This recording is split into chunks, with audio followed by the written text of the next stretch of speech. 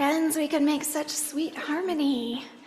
Welcome to the Unitarian Universalist Fellowship of Manhattan. My name is Pastor Isabel Call, and it's my joy and honor to serve as the minister here. Our vision is to be a vibrant, inclusive congregation, widely known as a safe haven and a force for social justice. We're glad you are all here as we move toward this vision. I want to invite you to write down any joys or sorrows that you bring to this community today. We'll have an opportunity later in the service to share them. If you're here on Zoom, we'll invite you to type them in the chat later. And if you're here in person, you can write them down on one of the papers you'll find nearby. Welcome visitors and newcomers.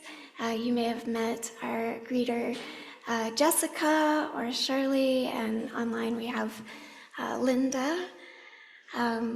They are especially available to answer questions, and I know other folks are as well. For our acknowledgement of Indigenous wisdom this morning, I'd like to lift up the creative work of John Proudstar and others who have made the comic book Tribal Force. Originally published in the late 1990s, it's currently being updated and extended. According to a recent Kickstarter fundraiser, quote, Tribal Force follows the god Thunder Eagle as he builds a native team of heroes from various tribes of North America. Yoimi Dene, a mute Hunkpapa Sioux, and a Jaguar Mezzo Azteca warrior make up the initial group as they confront some of today's real Native issues from an Indigenous perspective, fighting off attacks of genocide and broken treaties from high-tech government entities and a host of supervillains. Their powers are mystical, otherworldly, and at times uncontrollable, but their hearts, minds, and commitment to protect and serve their ancestors and tribes are real and true. So I recently learned that comic books can be registered either as visual artworks or as literary works. And in 1995, the original creators of Tribal Force registered their work as a joint work, which is a work prepared by two or more authors, with the intention that their contributions be merged into an inseparable or interdependent parts of a unitary whole. I think that is a good blessing for us here today, especially on the day of our annual meeting. May we enjoy the creation and the fruits of joint work here at UUFM, honoring our ancestors and our vision, and especially this month for our theme of interdependence. Good morning. Today, we are going to turn around and watch the story as I read it. I was inspired by the superhero aspect of this morning. Do superheroes have teddy bears? Can you see, Carl?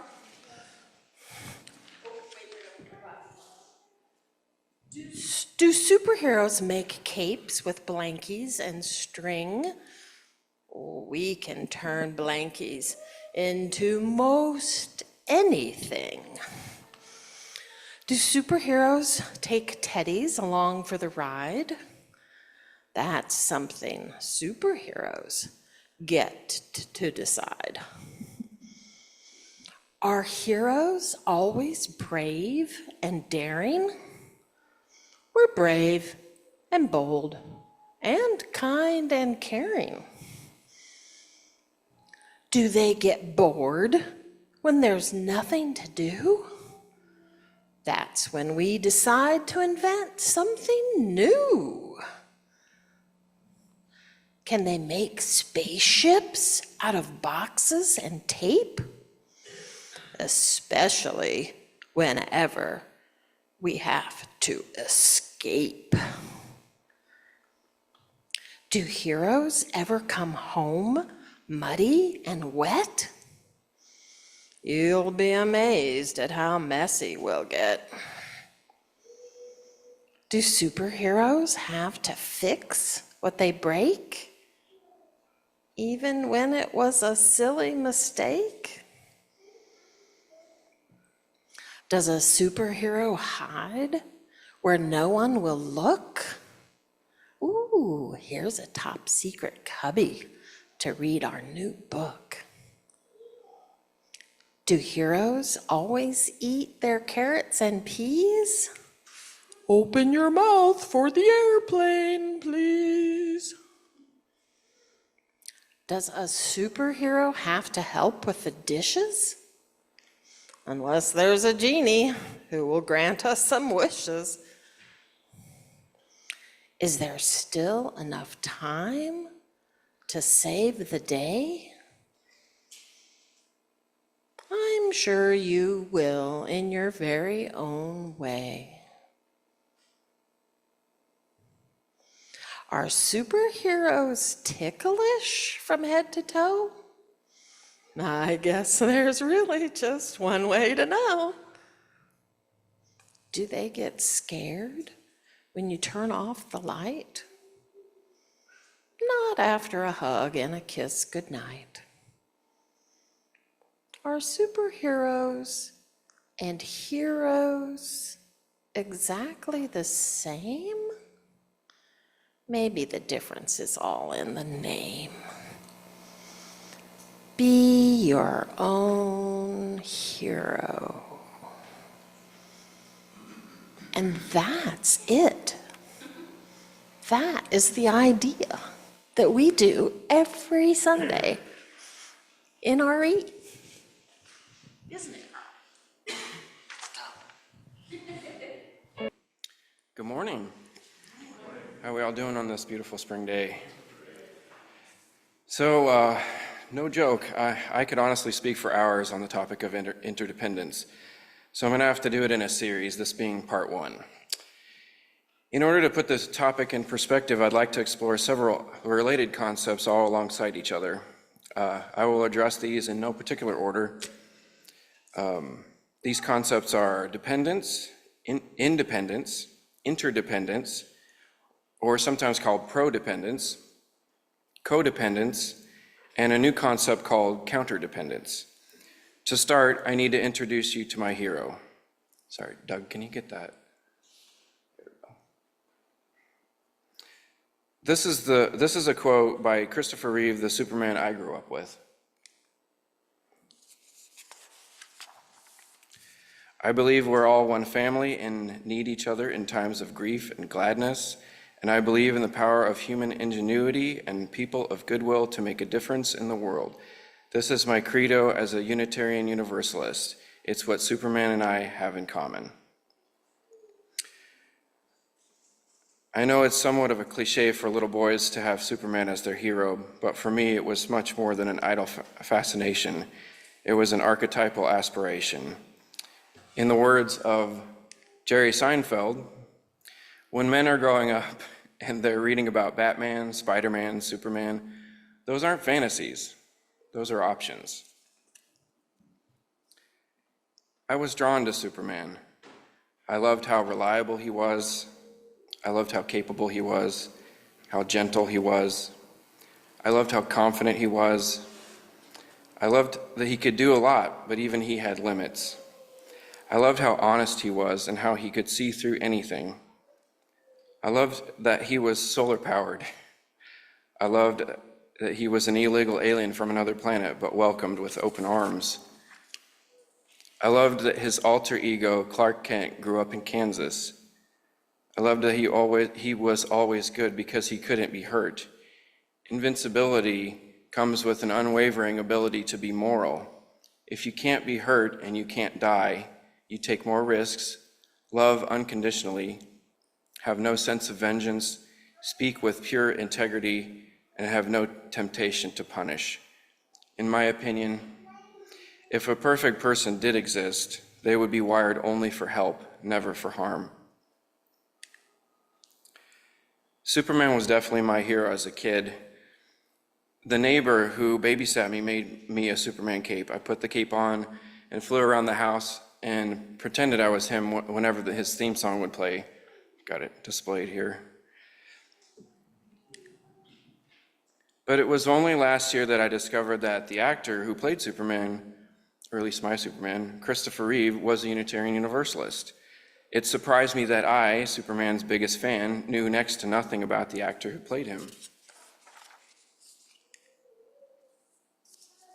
In 1995, Christopher Reeve fell from a horse, paralyzing him from the shoulders down, and he spent the rest of his life completely dependent on others to survive. During his final days, he and his wife pushed the world forward with cutting-edge research in stem cell therapies for spinal injuries, and at the time of his death, he had regained partial movement in his fingers and toes and said he could feel a pinprick anywhere on his body, as well as differentiate hot and cold temperatures. Because of his and his wife's contributions, there is now hope for new treatments that might reduce or eliminate impairments from spinal cord injuries.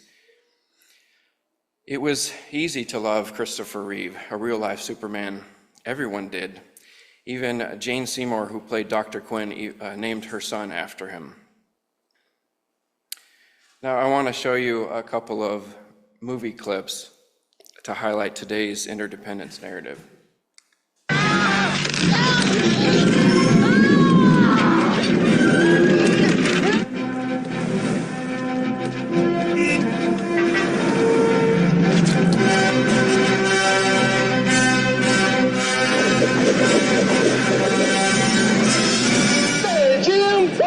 Excuse me. That's a bad outfit. Okay, President, move these people.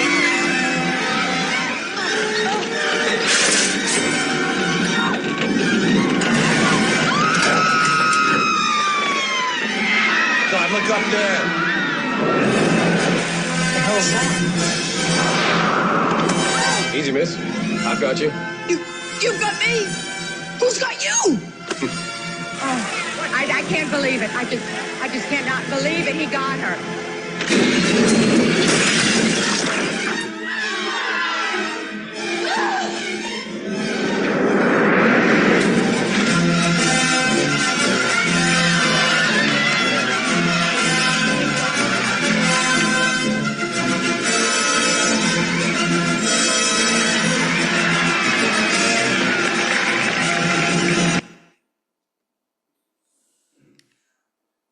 Okay, different movie, different clip. Not Superman, though.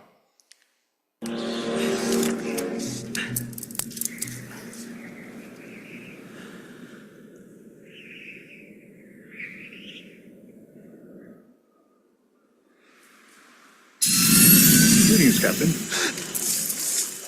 Spock! What are you doing in this neck of the woods? I have been monitoring your progress. I'm flattered. 1,200 points of interest in Yosemite, and you pick me. I regret to inform you that the record for free climbing El Capitan is in no danger of being broken. I'm not trying to break any records. I'm doing this because I enjoy it. Not to mention the most important reason for climbing a mountain. And that is? Because it's there. Captain, I do not think you realize the gravity of your situation. On the contrary, gravity is foremost on my mind. Look, I'm trying to make an ascent here. Why don't you go pester Dr. McCoy for a while? I believe that Dr. McCoy is not in the best of moods. I'm irresponsible. Playing games with life. Concentration is vital. You must be one with the rock. Spock, I appreciate your concern, but if you don't stop distracting me, I'm liable to be one.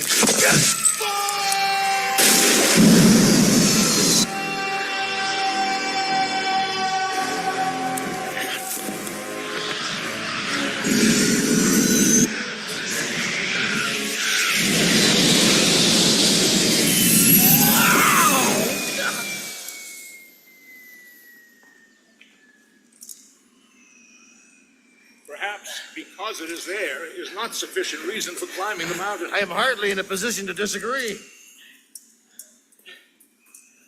about? Mind if we drop in for dinner?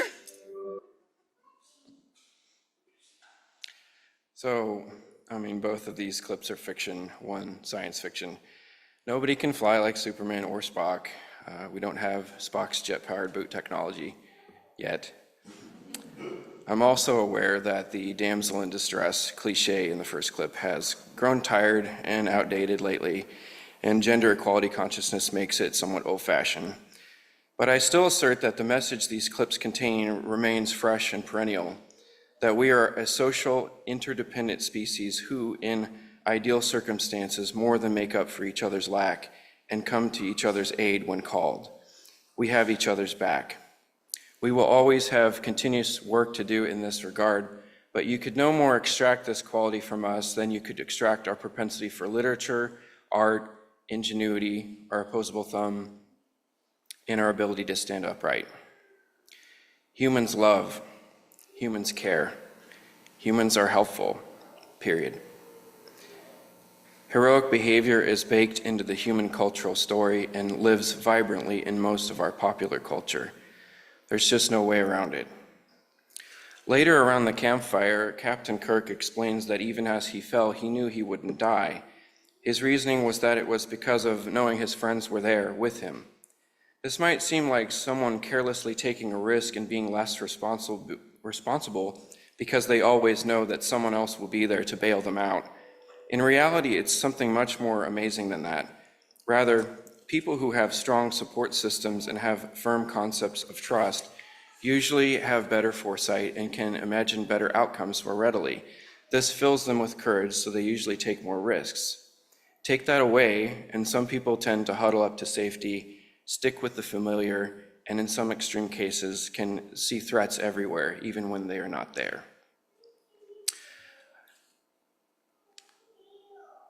A dear friend of mine introduced me to this song. Listening to it for the first time made tears stream down my face because for me, it contained a deep truth about connection, that people are stronger together.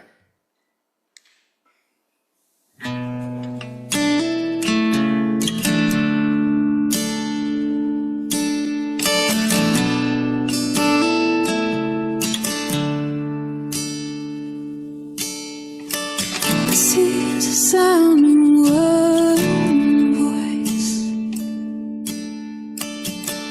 when the spirit one voice, the sound of one that makes a choice. This is the sound in one voice. This is the sound in one voice.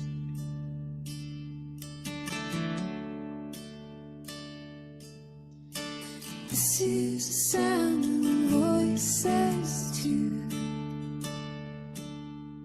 The sound of me singing with you, helping each other to make it through.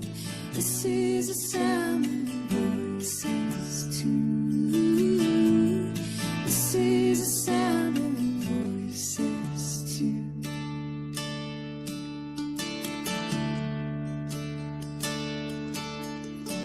This is the sound of voices three, sing together in harmony, surrendering to the mystery. This is the sound of voices three. This is the sound of voices three.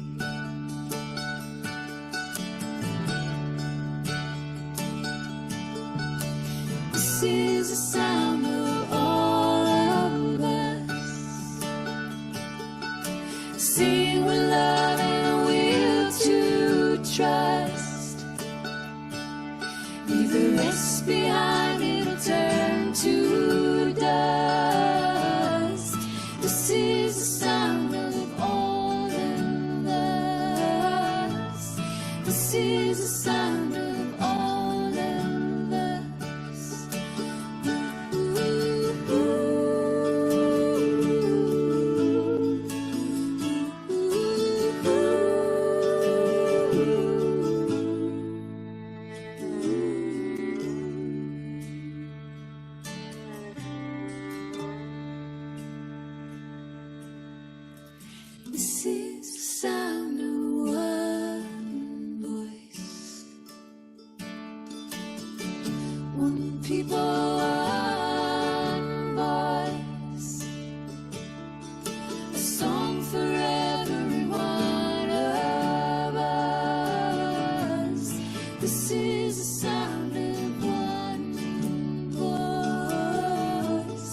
This is the sound of one voice.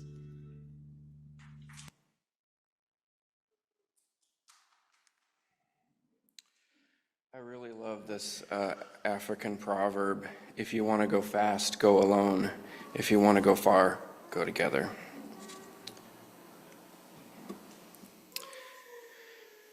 People need each other, sometimes as much or more than we need ourselves. I've tried to fight it. Don't bother. People need people. Most of what we feel and learn can only happen in relationships with and to others. It sounds reductive to say we are incomplete by default, but try as I might, I have yet to meet someone who has all the answers and has garnered every ability. My favorite Bill Nye quote drives this point home. Everyone you ever meet knows something you don't. So I would go a bit farther and say everyone you will ever meet can do something you can't.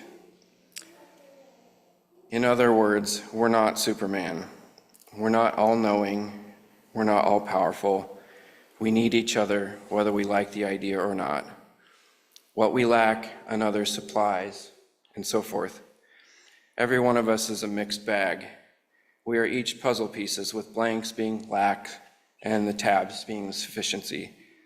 So the bad news is we're not perfect, but the good news is we're not perfect. It's a good thing too. How would we all fit together? The common question is, are we truly the entire universe condensed, containing everything, lacking nothing? Are we each truly a miniature version of the all in all? Or are we merely just a thin slice of it, an integral aggregate piece like in a tapestry or a puzzle? Are we fully capable, fully and infinitely able to respond to anything and everything that is thrown at us? Are we Superman, or are we merely Clark Kent, exhibiting fleeting temporary moments of superhuman ability on occasion? I will have to discuss it more in depth in part 2 of the series, and that's this new word I discovered, counterdependence, defined as the vehement, often self-sabotaging rejection of dependency of any kind. Counterdependent people lack trust in others and fear the consequences of doing so. They resist asking for help even when it is reasonable to do so, and seek to be completely 100% self-reliant, which is technically impossible. This can sometimes be called uniqueness to a fault. The question, who's got you, is easier to answer for some, but much harder for others. Some people turn towards church and religion, community, friends, family. The answer to this question reveals how much power you truly have. We are stronger together. Our species specialized in it. We accomplish more that way. We always have, and we always will. So until next time, I want to leave you with the following Christopher Reeve quote that he spoke in a speech at the 1996 Democratic National Convention, 1 year after his accident. So many of our dreams at first seem impossible, then they seem improbable, and then when we summon the will, they soon became inevitable. Thank you.